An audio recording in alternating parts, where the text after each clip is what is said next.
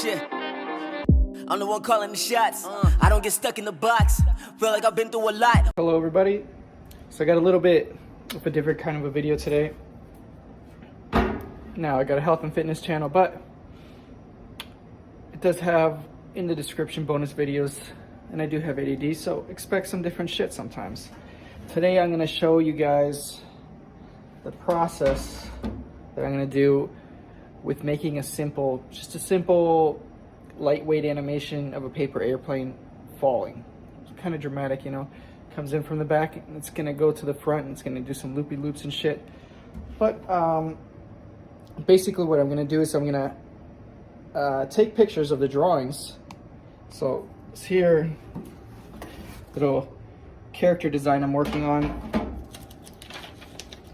Has nothing to do with my animation, but it was there. And if you're curious what I'm using, I taped a pegboard onto just a basic light table. Here I got my timing sheet. All right. So if you don't know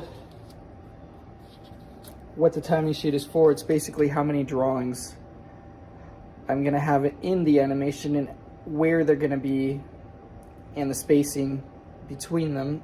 The spacing just controls basically how fast it moves or slow it moves. And I have just a few drawings. So I have to start off far away, there's a little speck there, and see at the final frame. Well, actually, it's not the final frame. It's when it comes to the camera. Bang. Drawn. Have it move a little bit. And it falls on its side. Now, since these are the drawings up close, I figured I'd draw them by hand and then scan them into the computer. That way I give them a little bit more of an organic look than I would just drawing on the computer. And I'm gonna go ahead and draw all the in-betweens in Toon, and I'll just put the animation at the end of the video. Peace.